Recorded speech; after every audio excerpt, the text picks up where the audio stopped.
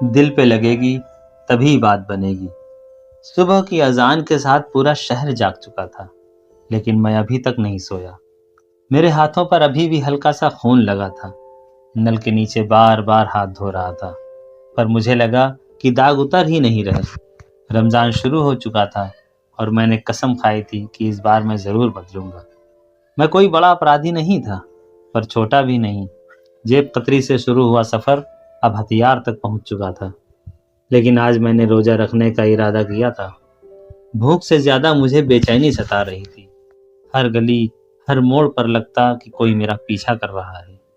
میں بار بار پیچھے مڑ کر دیکھتا، کوئی نہیں، لیکن دل ماننے کو تیار نہیں۔ شام کو افطار سے ٹھیک پہلے میرے دروازے پر دستک ہوئی۔ میں نے دھیرے سے دروازہ کھولا۔ باہر ایک چھوٹا سا بچہ ہاتھ میں کھجور کا ڈبہ لیے کھڑا تھا۔ بولا، امی نے بھیجا ہے، روزہ کھول لیجئے۔ میں نے بچے کو غور سے دیکھتے ہوئے کہا، کون امی؟ بچہ مسکرایا، آپ جانتے ہیں۔ یہ سن کر میں سن رہ گیا۔ نام کیا ہے تمہاری امی کا؟ بچے نے معصومیت سے جواب دیا، رخسانہ۔ ڈبہ میرے ہاتھ میں تھمایا اور گلی میں مڑ کر غائب ہو گیا۔ رخسانہ، یہ نام سنتے ہی میری سانسیں اٹک گئیں۔ جس کی زندگی میرے ذریعے 3 سال پہلے برباد ہوئی تھی، جس کے بھائی سے میری دشمنی تھی، جس رات میں نے غلطی سے ٹریگر دبا دیا تھا اور ایک معصوم کی جان چلی گئی تھی۔ میرے ہاتھ سے کھجور کا ڈبہ گر گیا۔ نہیں، وہ یہاں نہیں ہو سکتی، کیونکہ رخسانہ تو اس حادثے کے بعد شہر چھوڑ چکی تھی، اور اس نے قسم کھائی تھی کہ رمضان کی کسی رات تجھے تیرے گناہ کا احساس کراؤں گی۔ افطار کی اذان گونجی۔ میں نے کانپتے ہاتھوں سے کھجور اٹھائی۔ جیسے ہی میں نے روزہ کھولنے کے لیے کھجور منہ میں رکھی، میرے فون پر ایک میسج آیا، یہ تو بس شروعات ہے، اصلی امتحان 27ویں رات کو ہوگا۔ میرے پیروں تلے زمین کھسک گئی۔ 27ویں رات؟ شب قدر؟ اسی رات جب وہ حادثہ ہوا تھا۔ میری آنکھوں میں ڈر اور پچھتاوا دونوں تھے۔ کیا رخسانہ سچ میں واپس آ چکی ہے، یا کوئی اور کھیل کھیل رہا ہے؟ اور 27ویں رات کو ایسا کیا ہونے والا ہے جو امتحان کہلائے گا؟ میں پوری رات سو نہیں پایا۔ فون کا وہ میسج بار بار میری آنکھوں کے سامنے گھوم رہا تھا۔ میں جانتا تھا یہ کوئی سادھارن ڈر نہیں، یہ میرا عتیق تھا جو واپس لوٹ آیا۔ میں نے فیصلہ کیا، میں رخسانہ کو ڈھونڈوں گا۔ شہر کی پرانی بستی میں میں اس گھر کے سامنے پہنچا جہاں کبھی رخسانہ رہتی تھی۔ دروازہ اب جرجر تھا، دیواروں پر دھول جمی تھی۔ پاس کے چائے والے سے میں نے پوچھا، بھائی، یہاں پہلے جو پریوار رہتا تھا؟ چائے والے نے اسے دھیان سے دیکھا۔ تم مقبول ہو نا؟ میرے پیروں تلے زمین کھسک گئی۔ تمہیں میرا نام کیسے پتا؟ چائے والا دھیمے سے بولا، کچھ گناہ اتنے بڑے ہوتے ہیں کہ شہر بھولتا ہی نہیں۔ میرا گلا سوکھ گیا۔ رخسانہ کہاں ہے؟ چائے والا کچھ پل چپ رہا، پھر بولا، وہ ہر رمضان آتی ہے۔ کیا؟ ہاں، 27ویں رات کو مسجد کی سیڑھیوں پر بیٹھ کر پوری رات دعا کرتی ہے اپنے بھائی کے لیے۔ مطلب میسج اسی نے بھیجا ہے۔ تیسرا روزہ، رات 12 بجے دروازے پر پھر دستک ہوئی۔ اس بار کوئی بچہ نہیں۔ دروازہ کھولا، سامنے ایک بزرگ کھڑے تھے۔ تم مقبول ہو؟ جی۔ رخسانہ نے یہ لفافہ دینے کو کہا ہے۔ میں نے لفافہ کھولا، اندر ایک پرانی تصویر تھی۔ اس میں میں، رخسانہ کا بھائی عمران اور باقی دوست۔ پیچھے لکھا تھا، تمہیں سچ بولنے کا حوصلہ کب ملے گا؟ میری آنکھوں میں آنسو آ گئے۔ وہ حادثہ، وہ گولی، وہ بھاگ جانا، میں نے کبھی پولیس سے سچ نہیں بولا۔ سب نے مان لیا تھا کہ عمران گینگوار میں مارا گیا، لیکن اصلیت ٹریگر میرے ہاتھ سے دبا تھا۔ غلطی تھی، لیکن گناہ تو تھا۔ رات گہری ہوتی جا رہی تھی۔ میں پہلی بار سجدے میں گرا۔ یا اللہ، اگر امتحان ہے تو مجھے ہمت دے۔ اسی وقت میرا فون بجا۔ دوسری طرف وہی آواز، لیکن اس بار ٹھنڈی اور صاف۔ کیا تم 27ویں رات مسجد آؤ گے؟ میں بولا، ہاں۔ اس بار بھاگنا مت۔ کال کٹ گئی۔ میں جانتا تھا 27ویں رات صرف رخسانہ سے ملاقات نہیں ہوگی، وہ رات طے کرے گی کہ میں گناہگار رہوں گا یا انسان بنوں گا۔ 27ویں رات پورا شہر عبادت میں ڈوبا ہوا تھا۔ مسجد روشنی سے جگمگا رہی تھی۔ لوگ کہہ رہے تھے، آج کی رات 1000 مہینوں سے بہتر ہے۔ لیکن میرے لیے یہ رات فیصلے کی تھی۔ میرے قدم مسجد کی سیڑھیوں پر بھاری ہو گئے، ہر قدم جیسے پوچھ رہا تھا سچ بول پائے گا۔ اندر ہلکی روشنی تھی، کچھ لوگ تلاوت میں، کچھ سجدے میں، اور ایک کونے میں سفید دوپٹے میں بیٹھی رخسانہ۔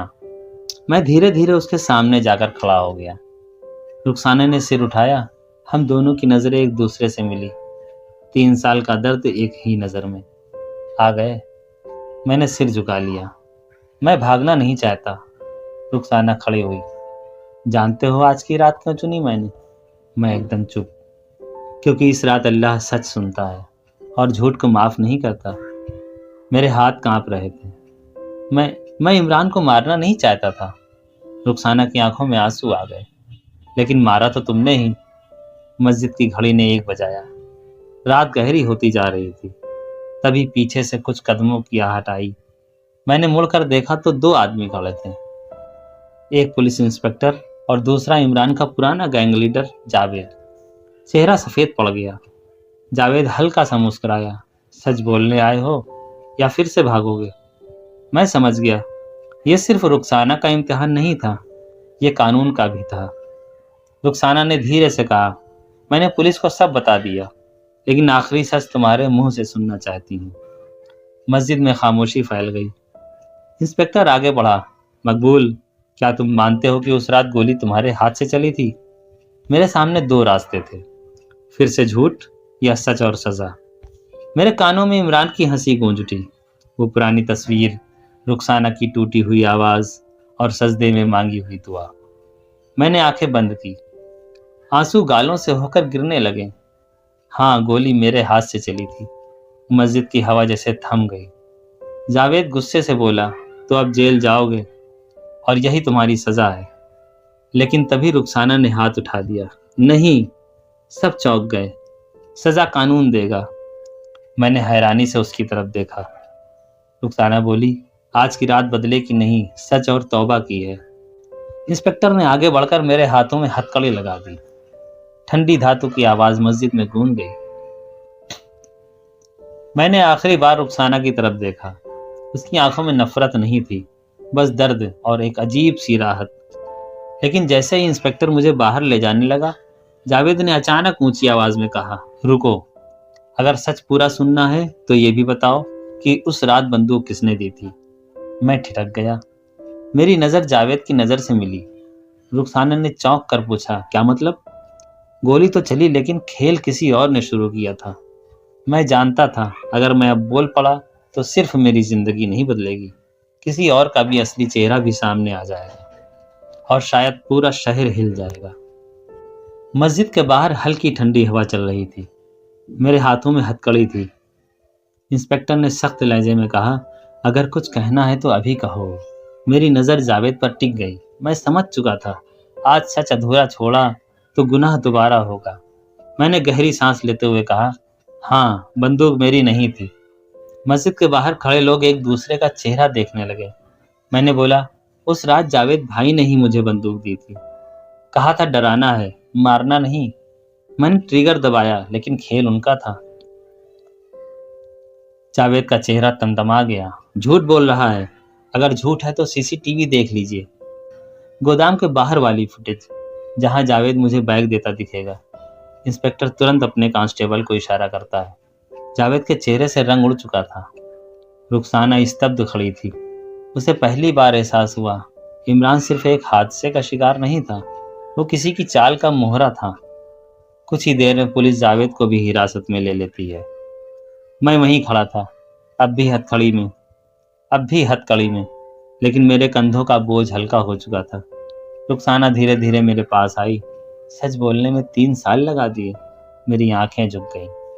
ڈرتا تھا، سزا سے نہیں، سچ سے۔ رخسانہ کی آنکھوں میں آنسو تھے۔ تمہاری غلطی نے میرا بھائی چھینا، لیکن آج تمہارے سچ نے کم سے کم اس کی روح کو سکون دیا۔ میں رو پڑا۔ میں سزا کے لائق ہوں۔ رخسانہ نے دھیرے سے کہا، سزا سے بھاگنا گناہ ہے، لیکن سزا سویکار کرنا توبہ کی شروعات ہے۔ کچھ مہینے بعد عدالت میں فیصلہ سنایا گیا۔ مجھے غیر ارادتاً ہتیا اور اویدھ ہتھیار رکھنے کے جرم میں سزا ہوئی۔ جاوید کو سازش اور اکسانے کے آروپ میں لمبی قید۔ میں جیل گیا، لیکن اس بار اپرادھی بن کر نہیں، توبہ کرنے والا انسان بن کر۔ 1 سال بعد رمضان میں جیل کی چھوٹی سی مسجد میں قرآن پڑھ رہا تھا۔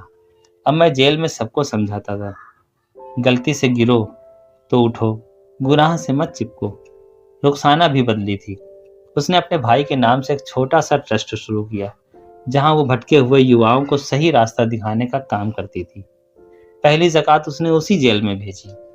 27ویں رات میں سجدے میں تھا، میری آنکھوں سے آنسو بہ رہے تھے، لیکن اس بار ڈر کے نہیں، راحت کے۔ یا اللہ، تو نے مجھے بے عزتی سے نہیں، سچ سے بدلا ہے۔ رخسانہ بھی اسی رات دعا میں ہاتھ اٹھائے تھی۔ یا اللہ، ہمیں بدلے کی نہیں، بہتر بننے کی طاقت دے۔ گناہ انسان سے ہو سکتا ہے، لیکن سچ بولنا انسان کو انسان بناتا ہے۔ سزا سے بھاگنا اندھیرا ہے، سزا سویکار کرنا روشنی کی شروعات۔ بدلہ دل کو اور توڑتا ہے، لیکن معافی اور انصاف مل کر سماج کو جوڑتے ہیں۔ رمضان صرف بھوکا رہنے کا نام نہیں، یہ اپنے اندر کے اندھیرے سے لڑنے کا مہینہ ہے، اور جب انسان سچ کو چن لے تو وہی اس کا اصلی روزہ ہوتا ہے۔